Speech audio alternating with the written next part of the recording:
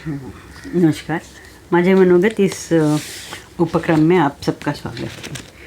हम पुराणाम सर्वशास्त्राणाम इस शीर्षक के अंतर्गत हम पुराणों की चर्चा कर रहे हैं।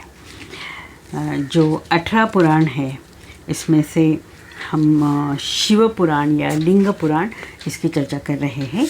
और शिव पुराण में जो संहिता है, 7 संहिता है, उसमें से हमने पहली जो संहिता है जो विद्येश्वर संहिता, इसका अभ्यास किया। अब हम रुद्र संहिता के बारे में बात कर रहे हैं। रुद्र संहिता सबसे विस्तारित, सबसे बड़ी संहिता है। जो 7 संहिता है इसमें सबसे बड़ी संहिता है। और इसमें ज़्यादातर रुद्र के, जो शिव का जो रुद्र रूप है, रुद्र रूप का मतलब रौद्र नहीं, रुद्र रूप है। रुद्र का मतलब यहाँ पूरे शिव भगवान का जो उनका जो सांसारिक जीवन है, गृहस्थ जीवन है, उसके बारे में बात की है। उनकी जो पत्नी है, पहली पत्नी उनकी सती और पार्वती और उनके पुत्र गणेश, इसकी चर्चा की है। इस संहिता के शुरू में शौनक जी प्रश्न पूछते हैं ऑफ कोर्स, और सूत जी है जो उनके प्रश्नों के उत्तर देते हैं। शुरू में यहाँ शिवजी द्वारा जो सृष्टि का निर्माण है वो करने के बाद शिवजी ये सृष्टि श्री विष्णु जी को सौंपकर वो कैलाश पर्वत पर जाके वहाँ तपस्या में लीन हो जाते हैं। इस प्रसंग रुद्र संहिता में शुरू के इसमें आता है। अभी यहाँ शिव, विष्णु और ब्रह्मा जी, इन तीनों का ऐसे तो तीनों तो आदि देवता हैं। इनके जो इंटरकनेक्शन है वो इंटरकनेक्शन हमेशा रहता है। और इन तीनों के बारे में एक बहुत ही हम क्या कहेंगे, यहाँ थोड़ा इंटरेस्टिंग, बहुत ही रोचक कहानी बताई गई है। और इसमें जो नारद जो है, देवर्षि नारद जो है, इनका भी एक भाग आता है। ऐसे कि नारद जी जो वो तो देवर्षि हैं, तो अभी जो शिव जी है वो सृष्टि निर्माण करके शिव जी जो है वो अपनी तपस्या में लग गए थे। और विष्णु जी जो है अपने पूरे उनको जो वो सृष्टि का मेंटेन करने में लगे हैं। और ब्रह्मा जी ने सृष्टि निर्माण करके वो भी अपनी तपस्या में हो गए थे। अभी नारद जी है, नारद जी कभी एक जगह रुकते नहीं थे। वो हमेशा अपनी पूरे सृष्टि में वो उनका भ्रमण चलता है। तो नारद जी, देवर्षि नारद जी है, ये नारद जी है, वो भ्रमण उनका चलता है। और उसके साथ साथ उनका वो तपस्या जो है वो भी वो कभी तपस्या में लीन हो जाते हैं। एक बार वो तपस्या में लीन हो गए थे और पूरी इंटेंसिटी से वो तपस्या कर रहे थे। तो जब भी कोई भी तपस्या करता है तो हमको पता है कि जो इंद्र जो है उसको बहुत डर लगता है कि ये तपस्या करने वाला जो ऋषि मुनि है वो कहीं मेरा जो है ये जो स्वर्ग का जो राज्य जो है वो ले न पाए। इसीलिए इंद्र हमेशा कोई भी तपस्या करता है तो उनकी तपस्या भंग करने का प्रयत्न करता है। अभी उन्होंने, नारद जी ने तपस्या शुरू की, वो तपस्या में लीन हो गए थे। और इंद्र ने डर के मारे जो कामदेव है, कामदेव उनका दूसरा नाम मदन भी है, और ये जो कामदेव है उनको नारद जी की तपस्या भंग करने के लिए उन्होंने भेजा। कामदेव ने बहुत प्रयत्न किया कि नारद जी की जो तपस्या जो है वो भंग हो जाए, लेकिन नारद जी तो देवर्षि है, वो पूरा अपने तपस्या में लीन हो गए थे, इसीलिए उन्होंने वो कामदेव को हार कर वापस जाना पड़ा। अभी उनकी तपस्या पूरी हो गई, वो तपस्या से बाहर आ गए, और जब उनको पता चला कि मैंने कामदेव पर विजय पा ली है, तो उनके मन में थोड़ा सा गर्व हो ही गया उनके मन में। तो वो कोई भी हमें सिद्धि प्राप्त हो दिया है तो नॉर्मल मानव का ये स्वभाव होता है कि वो सबको बताए कि मुझे ये सिद्धि प्राप्त हो गई। वैसे ही नारद जी भी, उनके मन में जो एक गर्व, एक प्राइड, वो उसका अंकुरित हो गया था, इसके लिए वो शिव जी के पास गए, और उन्होंने शिव जी को बोला कि क्योंकि शिव जी ने भी कामदेव के ऊपर विजय पा ली थी, और उन्होंने जो कामदेव जो है उसको भस्म किया था। इसीलिए नारद जी के पहले तो मैं शिव जी के पास जाके बताऊंगा कि मैं तो आपसे भी श्रेष्ठ हुआ कि मैंने कामदेव पे विजय पा ली। तो शिव जी के पास गए, उन्होंने बहुत गर्व से कहा कि मैंने पूरी जो ये कामदेव के ऊपर विजय पा ली, और कामदेव अभी मेरा कुछ नहीं बिगाड़ सकता। शिव जी हंसे, और उन्होंने कहा ये बहुत अच्छी बात है नारद जी, अपने बहुत ही श्रेष्ठ आपकी तपस्या हो गई, लेकिन आप ये जो बात है वो विष्णु भगवान को नहीं कहना। और जो हमारा मानवीय स्वभाव होता है, वहाँ नारद जी भी मानवीय थे, और वो दो इज देवर्षि, लेकिन उनके मन में जो एक गर्व और जो एक कामना का जो अंकुर फूटा था, उसकी वजह से उनकी सारी जो तपस्या है, उनका जो श्रेष्ठत्व है वो भूल गए थे, या फिर शिव जी की भी कुछ माया थी, उन्होंने सब भुला दिया था। अब पहले तो ब्रह्मा जी के पास गए, और उन्होंने कहा वही सेम, उन्होंने बोला कि मैंने कामदेव पे विजय पा ली है। ब्रह्मा जी ने भी उनको वही कहा कि देखो सबको बोलो, लेकिन विष्णु जी को मत बोलो। तो कोई चीज़ नहीं करने को बोली तो वो ज़रूर करते हैं हम लोग। तो वो विष्णु जी के पास गए, और विष्णु जी को कहा कि मैंने कामदेव पे विजय पा ली है। अब नारद जो है वो विष्णु जी के भक्त माने जाते हैं, इसके लिए विष्णु जी ने कहा कि ठीक है, जो अभी हुआ तो अभी आपका जो भ्रमण का काम है वहाँ आप जाओ। अभी नारद जी देवर्षि थे, और भगवान विष्णु ये नहीं चाहते थे कि वो इस संसार से या गृहस्थ के इसमें वो हम पड़े ही कह सकते हैं। और इसके लिए उन्होंने एक माया रची, हम कह सकते हैं। और जो नारद जी है, वो नारद जी उनके भ्रमण में जा रहे थे, तो उन्होंने देखा कि एक विशाल और एक बहुत सुंदर नगरी है वहाँ। पूरे नगरी में बहुत बड़े बड़े महल है, बड़े बड़े वहाँ बहुत अच्छी तरह से घर है। और नारद जी उस नगरी में नारद जी ने प्रवेश किया। वो जाने के बाद नारद जी वो तो देवर्षि है, उनको सब लोग प्रणाम कर रहे थे, उनसे आशीर्वाद ले रहे थे। और वो आगे जाके उन्होंने देखा कि यहाँ तो राजा का महल है। तो वहाँ एक शीलनिधि नाम का जो राजा था, वो वहाँ राज्य कर रहा था। नारद जी वहाँ जाने के बाद वो राजा जो है वो दौड़ के उनके स्वागत के लिए आया। आने के बाद उन्होंने उनको बहुत बड़ा एक श्रेष्ठ आसन दिया, और वो उनका स्वागत किया उन्होंने। और नारद जी ने बोला कि क्यों इतनी चहल पहल है तुम्हारे इस शहर में, इस नगर में।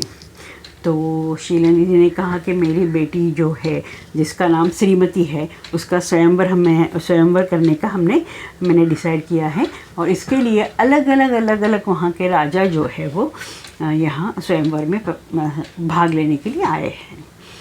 तो राजा ने उनकी जो बेटी है श्रीमती नाम की बेटी, बहुत सुंदर, बहुत ही गुणवान और बहुत ही तेजस्वी ऐसी जो उनकी बेटी थी, उनको नारद जी के सामने उसको लिया और उनको कहा कि उनको इसको आशीर्वाद दे।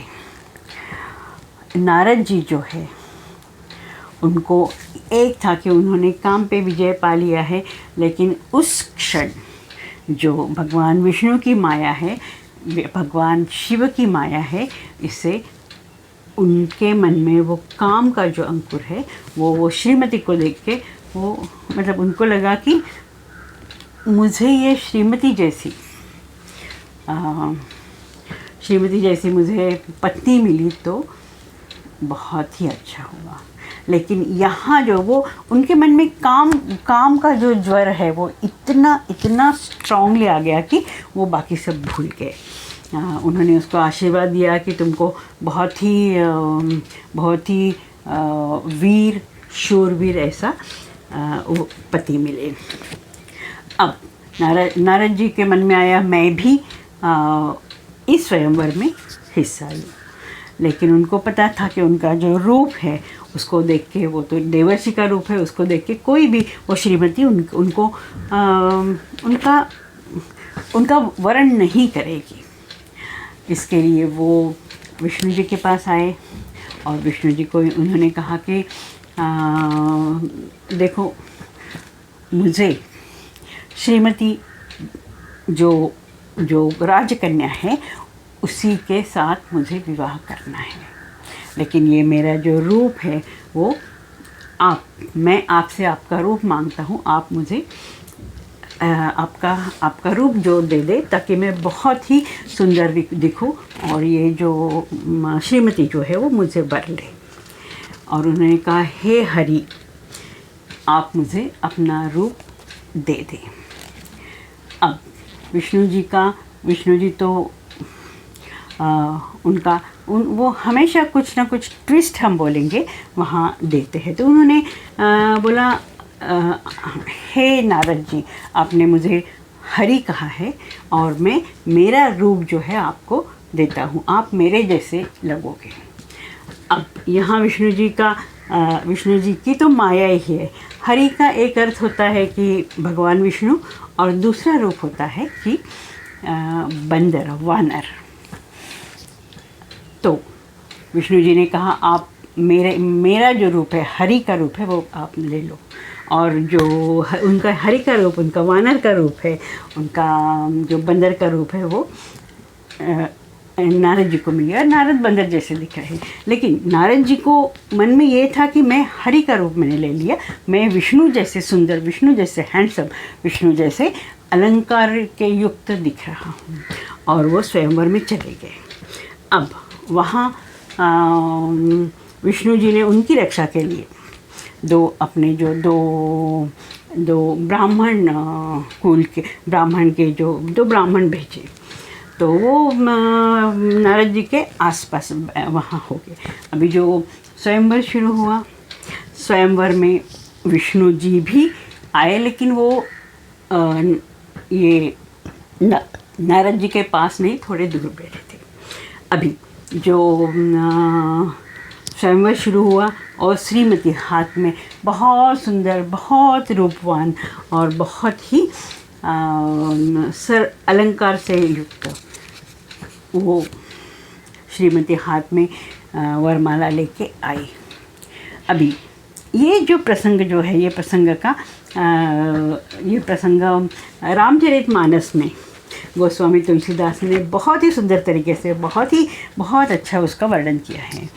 वो श्रीमती आई, वो एक राजा के साथ जाके उनका जो स्वयंवर में जो उनका राजा का जो परिचय है वो देते हैं। वो आई, जैसे जैसे नारद जी के पास आई तो नारद जी तो खुद में उनको मन में लग रहा था कि मैं बहुत सुंदर हूँ, और इसके लिए वो रामचरितमानस में गोस्वामी तुलसीदास ने उन्होंने बहुत अच्छा एक वर्ड यूज़ किया, उच्चक उच्चक के देख रहे थे कि कब ये आती है और मुझे वरमाला पहनाती है। जैसे ही नारद जी के पास आ गए, उन्होंने नारद जी की तरफ जस्ट एक कटाक्ष डाला और उनको देख के वो डर गई और उनको लगा ये वानर कहाँ से आ गया स्वयंवर में। इसके लिए वो वहाँ नारद जी को बिना देखे हुए वो झट से आगे चली गई।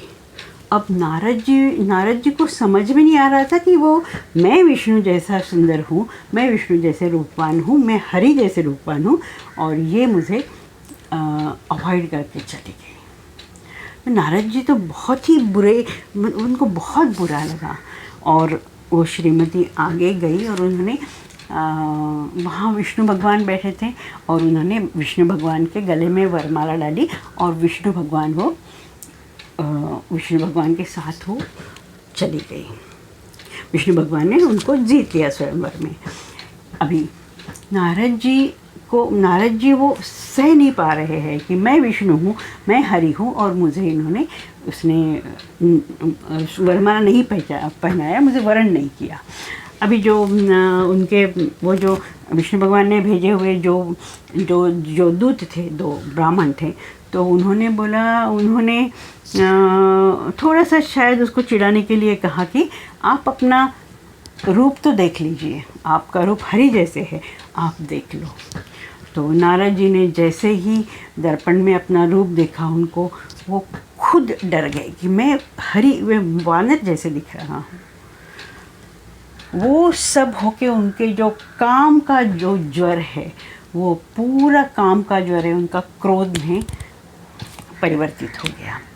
और उन्होंने वो जो ब्राह्मण थे, उनको बोला कि ये तुम्हारे जो राजा है या तुम्हारे जो विष्णु भगवान है, उसकी सब कर्तृत्व करनी है या कर्तृत्व है।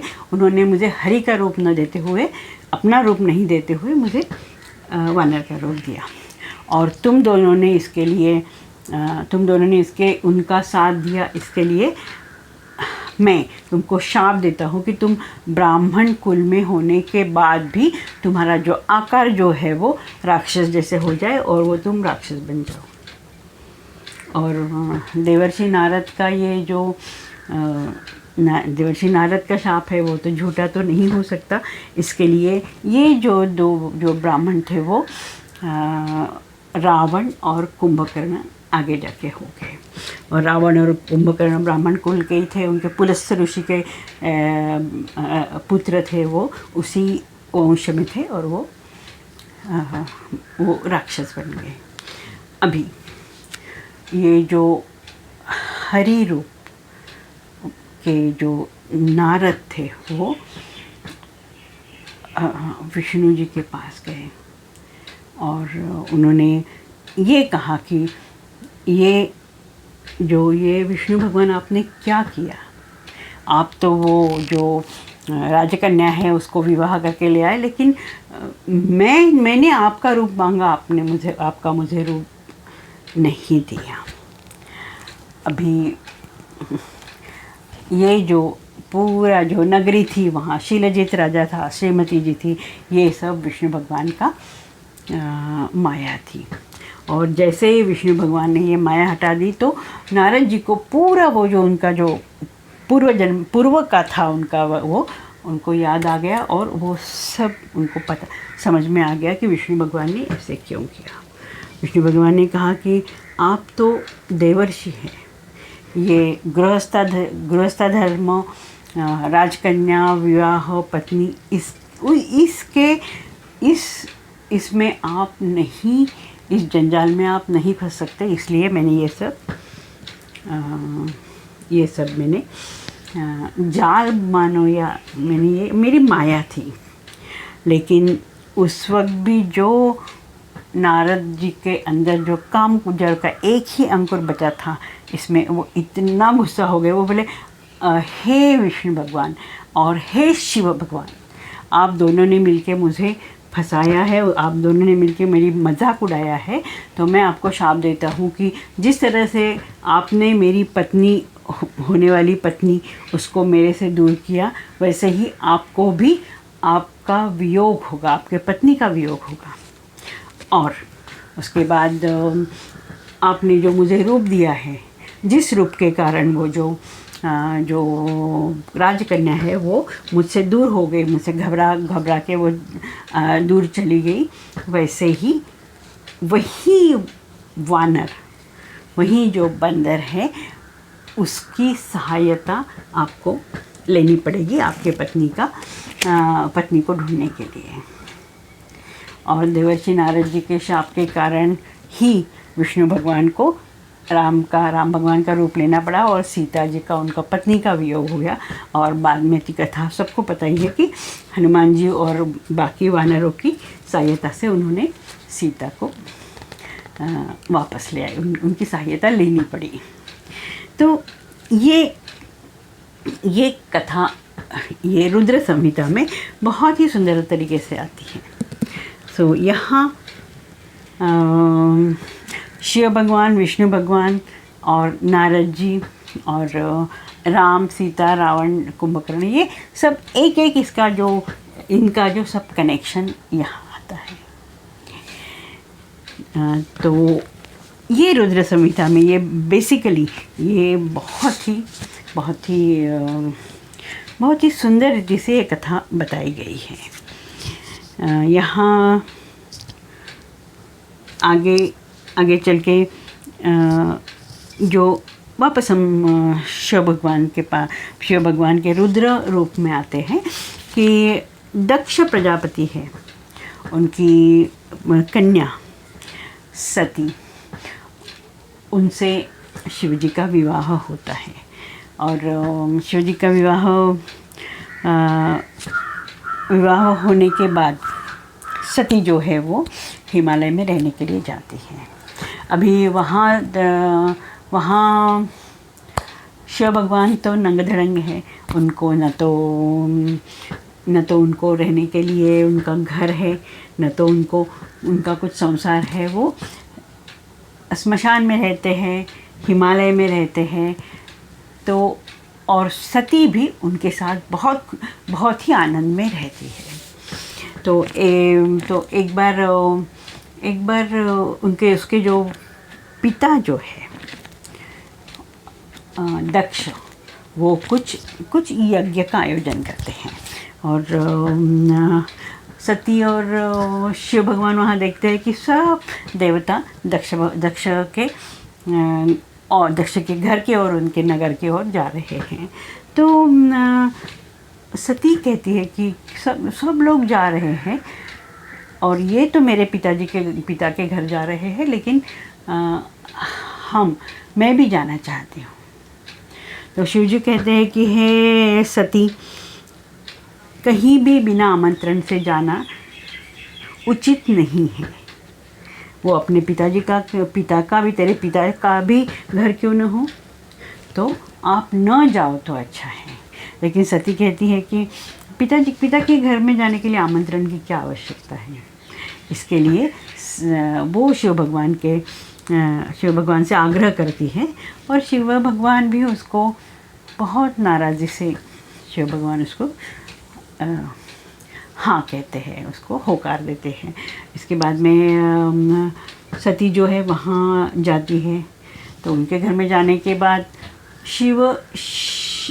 दक्ष और शिव, इनका कुछ मतलब दक्ष को पसंद नहीं होता है कि सती ने शिव के साथ विवाह करे, क्योंकि वो बहुत अमीर नहीं है, वो उसके पास रहने के लिए घर नहीं है, वो किसी नगर का राजा नहीं है। इसके लिए पहले ही उनके मन में शिव जी के प्रति थोड़ा सा इतनी अच्छी भावना नहीं थी। तो सती जाती है तो दक्ष थोड़ा सा अनमने मन से ही उनका स्वागत करते हैं, मतलब उनका स्वागत नहीं करते हैं, उनको थोड़ा अच्छा नहीं लगता सती आई तो। उसकी माँ और जो बहनें हैं वो भी अच्छी तरह से मतलब उसको थोड़ा सा निग्लेक्ट करती हैं। तो फिर भी सती वहाँ यज्ञ में पार्टिसिपेट करने का ट्राई करती है। वहाँ सब देवताओं के लिए आसन रखे होते हैं, लेकिन सती देखती है कि शिव जी के लिए आसन नहीं है। तो वो पिता से पूछती है कि शिव जी को आसन क्यों नहीं है, शिव जी आएंगे तो वो कहाँ बैठेंगे। लेकिन दक्ष जो कहता है उसको आसन की क्या ज़रूरत है, वो तो ढंग से कपड़े भी नहीं पहनता है, बाघ की जो खाल है वो पहनता है, उनके साथ में कुछ भी अलंकार नहीं है। उनके अलंकार तो सर्प है, उनके बाल जो है वो ऐसे बाल है कि उसकी वो बाल भी वो ढंग से नहीं करते हैं, तो उनको क्या ज़रूरत है आसन की, कहीं बैठ जाएंगे। तो सती को ये अपमान सहन नहीं पाती और वो भगवान शिव को याद करते हुए वहाँ जो यज्ञ कुंड है उसमें अपना शरीर जो है वो झोंक देती है और वहीं उसको भस्म हो जाती है। जब शिव जी को ये पता चलता है तो शिव जी बहुत ही क्रोधित हो जाते हैं और दक्ष के वहाँ आते हैं और उनके शिव जी और उनके गण जो है वो पूरा उनके साथ के जो उनके गण हैं वो पूरे सब लोग वहाँ हंगामा मचा देते हैं। वहाँ पूरा का पूरा उनका जो यज्ञ जो है वो उद्ध्वस्त कर देते हैं और वो जो सती का जो शरीर है जो आधा जला हुआ शरीर जो है वो शिवजी अपने हाथ में उठा के तांडव करते हैं। शिवजी का तांडव वो अपने उसको सती का जो शरीर है वो हाथ में लेके पूरा मतलब पूरे यज्ञ, पूरे ब्रह्मांड, पूरा जो जगत है उसको हिला देते हैं।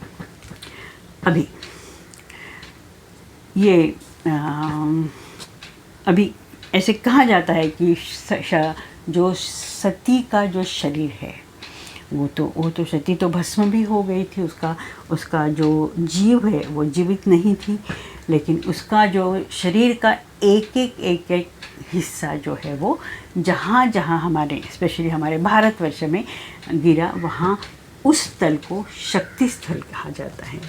स्त्री शक्ति स्थल, देवी शक्ति स्थल कहा जाता है और वो उसका पूरा कहते हैं कि उसका 52 जगह है, वहाँ सती का शरीर गिरा और वो पूरा उत्तर से लेके दक्षिण तक, पूर्व से लेके पश्चिम तक सब जगह उनका शरीर का जो एक हिस्सा गिरा, उसको एक कुछ उसका नाम है और वहाँ वो शक्ति स्थल माना जाता है। तो ऐसे होने के बाद वो सती का शरीर जो है वो पूरा इधर उधर सब पूरा भारतवर्ष में गिर गया और शिव भगवान का जो क्रोध है वो तभी भी शांत नहीं हुआ और वो उनका जो तांडव बरसों तक चलता गया। तब ब्रह्मा जी, शिव जी और बाकी देवता आने के बाद उन्होंने शिव जी की प्रार्थना करके वो शांत किया उन्होंने और शिव जी जो है वो शांत तो हो गए, लेकिन वो बिल्कुल संसार से मुक्त होके वो अपनी तपस्या के लिए फिर बहुत निबिड़ और गहन जगह पे जाके वहाँ तपस्या करने लगे।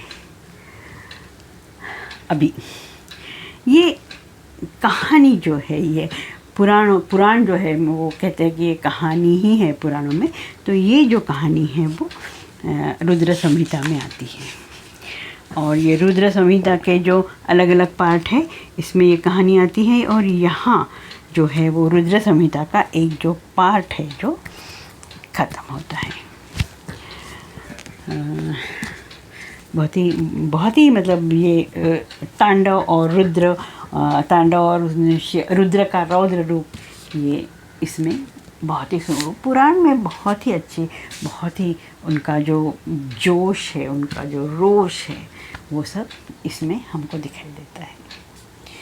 आज हम यहीं रुकेंगे। रुद्र संहिता का जो दूसरा जो पार्ट है हम अगले क्लास में देखेंगे। नमस्कार।